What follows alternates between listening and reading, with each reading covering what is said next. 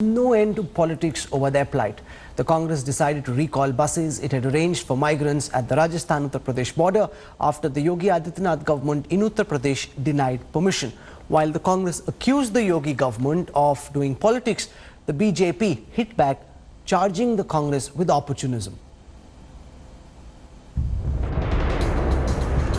The nowhere people, desperate and helpless.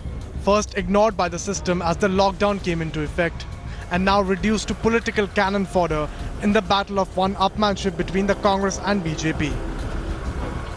आपको भाजपा के झंडे लगाने हैं, इन पे अपने भाजपा के स्टिकर लगाने हैं तो बेशक लगाइए। आपको इस्तेमाल करनी है तो आप हमें परमिट दीजिए, अनुमति दीजिए कि हम उनका संचालन कर सकें। अगर आपको नहीं इस्तेमाल करनी है तो भी कोई बात नहीं, हम उनको वापस भेज देंगे। Congress recalled buses it had arranged to ferry migrants shortly after its 4 p.m. deadline to the Yogi government to allow buses to ply expired. Priyanka Gandhi accused the Yogi Adityanath government of denying the migrant workers a safe home return. जब तक हम इस राजनीतिक उलझन में पड़े रहे हैं ना, जब तक आप अजीब से बयान दे रहे हैं और तमाम इश्यूज उठा रहे हैं, तब तक हम कम से कम 92,000 लोगों को घर पहुंचा सकते थे। The BJP responded. It accused Priyanka of opportunism. खुद उनके एमएलए जो है उत्तर प्रदेश में लिख रही हैं, ट्वीट कर रही हैं कि कबाड़े बस थे, कई जगह स्कूटर, ऑटो, ये सब केस तो होना ही था, क्योंकि कौन सा प्रशासन ये चाहेगा कि कोई व्यक्ति काम में बाधा करे, वो भी अपनी राजनीति चलाने के लिए। तो ये स्वाभाविक है, कांग्रेस पार्टी को ठोस काम करना चाहिए अगर करना चाहते हैं। The Uttar Pradesh police have slapped an FIR against Priyanka's personal secretary for forgery over the list of registered buses sent to the Yogi government. ये बसें राजस्थान सरकार की बसें हैं और सरकार की बसों की सूची में से 460 यानी करीब आधी बसें फर्जी निकल जाएं। इन 460 बसें जिनको मैं फर्जी कह रहा हूं, उसके पीछे तथ्य है हमारा कि 297 बसें कबाड़ की हैं, कबाड़ हैं, यानी सड़क पर चलने लायक नहीं, उनकी फिटनेस नहीं है। On the border, over 900 drivers and conductors braved the heat for 2 days, expecting a call either way. खाने का इंतजाम, पीने का इंतजाम किया गया आप लोगों के लिए? नहीं, अभी तो कुछ नहीं हुआ। रात को आए थे 12 बजे। रात को 12 बजे आए थे जी, अभी तक कोई नहीं आया। तो वो खाना आपने खाया क्या? कुछ नहीं, हमने फिर मना ही कर दिया। हमने तो देखा भी नहीं, हमने कहा हम नहीं खाएंगे, 12 बजे कोई खाने का टाइम नहीं है। These buses have begun to return from here. It's been close to 30 hours for which these buses were stranded, and clearly this seems to be the kind of thaw that was expected. That is not happening, and the Congress has already asked the buses to return from where they had come. With Nikhil Sharma, Devankur Vadhavan in Bharatpur, India Today. Joining us now live from Lucknow, the state's Deputy Chief Minister Dinesh Sharma. Dinesh Sharma ji, स्वागत है आपका news track और India today पे। सबसे पहले sir ये बताएं कि ये जो माइग्रेंट्स का मामला है, इस पे राजनीति क्यों हो रही है सर? जो उत्तर प्रदेश सरकार के आंकड़े हैं वो कहते हैं कि 1050 बसों में 880 बसें हैं जो कि बस हैं, 31 थ्री व्हीलर हैं, 70 रजिस्ट्रेशन प्लेट कभी टू व्हीलर का है, किसी और गाड़ी का है। तो जो नहीं है टू व्हीलर, थ्री व्हीलर, उनको किनारे कीजिए। जो बसेस हैं, जो आइडेंटिफाइड एज बसेस हैं, उनको चलने की आपने इजाजत क्यों नहीं दी सर? देखिए, सबसे पहली बात यह है कि 460 बसें जो लिस्ट आई थी उसमें 460 बसें फर्जी निकली और उसके अलावा कुछ तमाम बसें ऐसी निकली जो असुरक्षित थीं, जिनको कह सकते थे 297 बसें उसमें कबाड़ के योग्य थे, जिनका फिटनेस ही नहीं था। आप क्या समझते हैं कि किसी हम जो श्रमिक, हमारा प्रवासी श्रमिक है, उसको हम असुरक्षित यात्रा में भेज देंगे? असुरक्षित यात्रा में नहीं भेज सकते। फिर प्रश्न आता है कि शेष बसों का आपने उपयोग क्यों नहीं किया?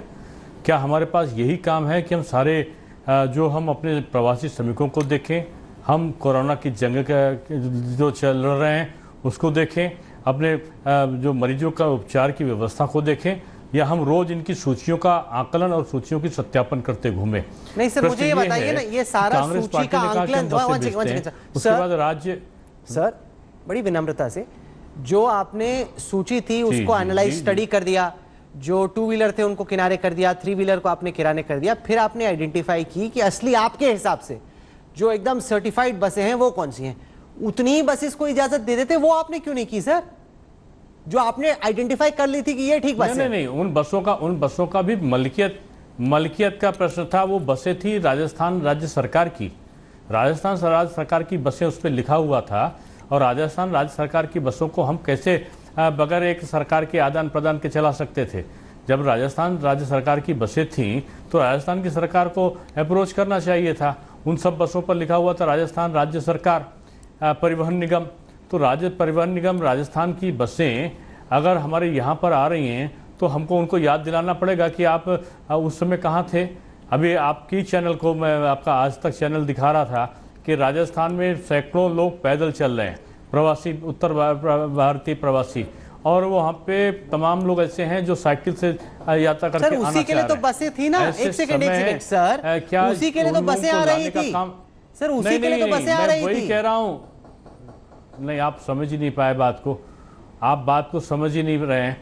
मैं कह रहा हूं कि वो बसें उनके वहां अभी वो लोग घूम रहे सड़कों पर, राजस्थान में जयपुर की और तमाम गलियों में सड़कों पे, उनको लेके उनको हमारे बॉर्डर पर छोड़ देते तो ज़्यादा अच्छा था। खाली बसों को लाकर यहाँ पर छोड़ना ये कौन से औचित्य था? और बगैर पूछे छोड़ना, बगैर पूछे कमाल की बात कर रहे हैं। आप ही के चीफ मिनिस्टर ने कहा कि लिस्ट भेजिए मैं इजाजत दूंगा, बगैर पूछे कहा आपने मंगवाई बॉर्डर पे बसें। मैं राजस्थान सरकार की बसों के बारे में आपसे निवेदन कर रहा हूं कि राजस्थान सरकार की बसों को राजस्थान की सरकार के द्वारा आदान प्रदान करना चाहिए। बड़ी आप नहीं कमाल की बात कर रहे हैं। अब इनके पास जो बसें थी वो फर्जी निकल गई। डेप्यूटी चीफ मिनिस्टर साहब, आप बड़ी कानूनी पेज में पड़े हुए हैं कि ये किसकी बस है, एनओसी है कि नहीं। मैं आपको दिखाना चाहता हूं। एक सेकंड, मैं कानूनी पेज नहीं पढ़ा हूं, आप समझने की कोशिश नहीं कर रहे हैं राहुल जी। पूरा समझ रहा हूं सर, मैं आपको बता रहा हूं, मेरी बात को आप सुनेंगे।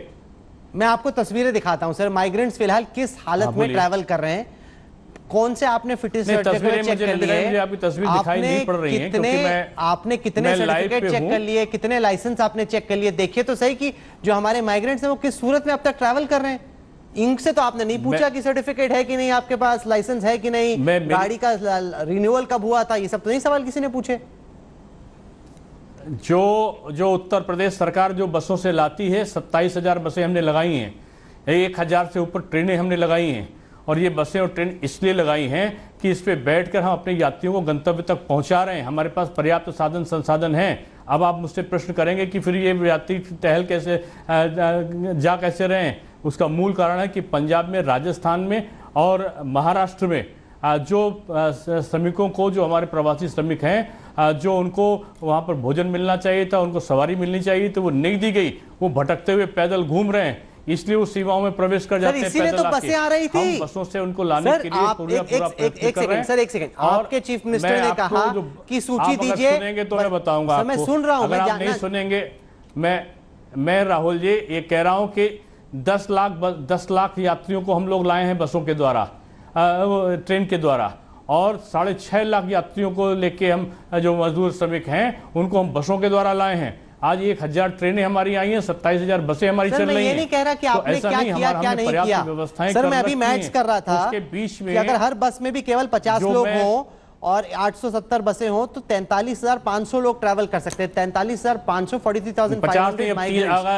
अगर अब जो चलते हैं 30 या 35 लोगों से ऊपर नहीं चलते हैं बस के अंदर। 50 की तो फुल कैपेसिटी होती है। अगर सोशल डिस्टेंसिंग बना के बैठा लेंगे तो 30 लोग बैठेंगे।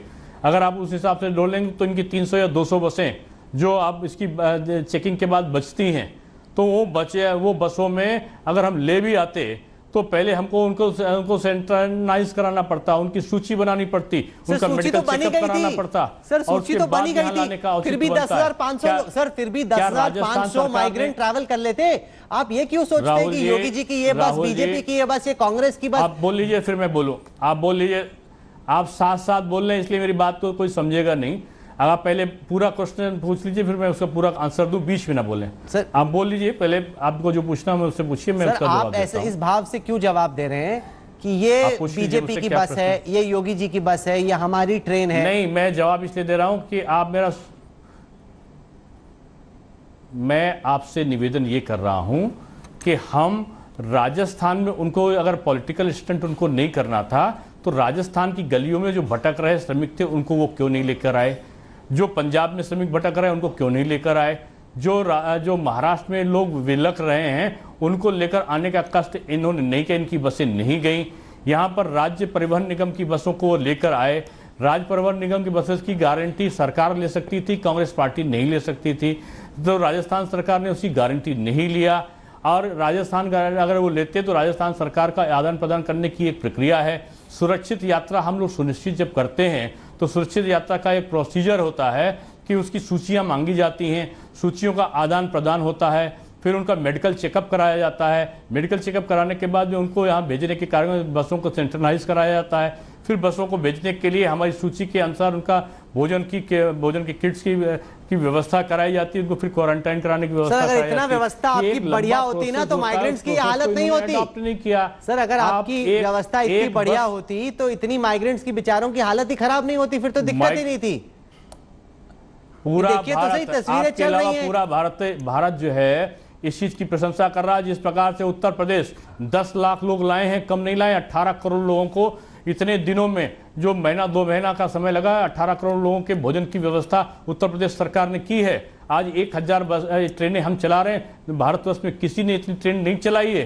ये लाने का दायित्व योगी आदित्यनाथ जी ने किया है। उनके पिताजी की मृत्यु हुई, वो पिताजी की मृत्यु में नहीं गए और वो केवल उत्तर प्रदेश के लोगों के सेवा में लगे रहे कि हम अपने प्रवासी श्रमिकों के लिए हम कोई कष्ट ना होने पाए, उनके लिए वो लगे रहे। तो ये इतना काम करने के बाद में काम में व्यवधान डालने के लिए अगर कोई ये करता है कि काम में व्यवधान डालने के लिए पॉलिटिकल स्टंटबाजी करते हैं, पहले लेटर लिखते हैं, उससे पहले मीडिया को देते हैं, फिर लेटर लिखने के बाद में कहते हैं कि जब उनसे कहा जाता है कि आप लखनऊ में बस ले आइए तो कहते हैं मैं नोएडा और गाजियाबाद ले जाऊंगा। जब नोएडा और गाजियाबाद में 12 बजे तक का समय देते हैं तो कहते हैं हमारी तो ये आगरा के बॉर्डर पर बसें आ गई हैं। उसके बाद जब वहाँ पर उनकी चेकिंग कराई जाती है तो पता चलता है कि 460 बसें आपकी फर्जी निकली हैं। अगर इतना अविश्वास पहले से निकल आया तो शेष बसों के बारे में हमारा विश्वास जागृत कैसे होगा? आप अगर सरकार में बन के सरकार की जगह आप होंगे तो क्या आप अपने यहाँ के यात्रियों को आपको असुरक्षित आने की आप इजाज़त देंगे? आप इजाज़त कतई नहीं देंगे। इसलिए नहीं देंगे क्योंकि उनकी पूरी सुरक्षा की व्यवस्था उनके द्वारा नहीं की गई है। पूरा जो प्रोसीजर होता तो उसको कहीं से भी अडॉप्ट नहीं किया गया था। सर, अगर इतने ही प्रोसीजर यहाँ पर दिक्कत हुई पूरे टाइम मान लिए गए होते, फॉलो कर लिए गए होते, न केवल उत्तर प्रदेश में बल्कि पूरे देश में, तो शायद माइग्रेंट्स की हालत इतनी खराब नहीं होती। कई प्रोसीजर आपने गिनाए, आप जुड़े हमारे साथ, आपने अपनी बात रखी। उत्तर प्रदेश में माने जा रहे हैं। अगर उत्तर प्रदेश में आप उदाहरण 1-2 उदाहरण दे सकते हैं, 1-2 उदाहरण दुर्भाग्यपूर्ण घटनाएं घटी हैं उत्तर प्रदेश में, ठीक है, जिनका कारण उत्तर प्रदेश में प्रवासी नहीं, वो उत्तर प्रदेश से गुजर कर जा रहे थे प्रवासी, उनके राज्य से जो इस प्रकार की व्यवस्थाओं में वो आए थे उसके कारण वो घटनाएं घटी थी, वो दुखद थी, नहीं होनी चाहिए थी। लेकिन उत्तर प्रदेश सरकार के द्वारा किसी प्रकार की कोताही और कमी कहीं भी रखी नहीं गई है जी। आज बेस्ट प्रदर्शन जो उत्तर प्रदेश सरकार का हो सकता है, इसीलिए कोरोना में ठीक होने वालों की तादाद सबसे ज्यादा उत्तर प्रदेश में है। आज मृत्यु दर सबसे कम का 1-2 राज्यों को छोड़कर सबसे कम मृत्यु दर उत्तर प्रदेश में है। ये सरकार की अच्छी प्रशासनिक क्षमता के कारण आज जो लॉकडाउन को हमने सफलतापूर्वक यहाँ पर लागू किया उसके कारण है। ये अच्छे कार्यों में व्यवधान डालने के लिए इस प्रकार की सुगफेबाजी की गई, जिसका हमने प्रतिरोध किया, जिसके हमने प्रतिकार किया है। आप जुड़े हमारे साथ। अगर कोई सहायता करना चाहता है तो सहायता करने के लिए राज्य सरकार उस दिन में क्यों नहीं जो वहाँ के कोटा के बच्चों को ला रहे थे, अच्छा ठीक है, आपने अपनी बात रखी, मन क्यों नहीं पिघला? बहुत बहुत शुक्रिया आपका। Deputy chief minister of Uttar Pradesh Dinesh Sharma. Hello everyone, this is Rahul Kamal here. Hope you enjoyed this video. For the latest news and analysis, like and subscribe the India Today YouTube channel and don't forget to press the bell icon to stay updated.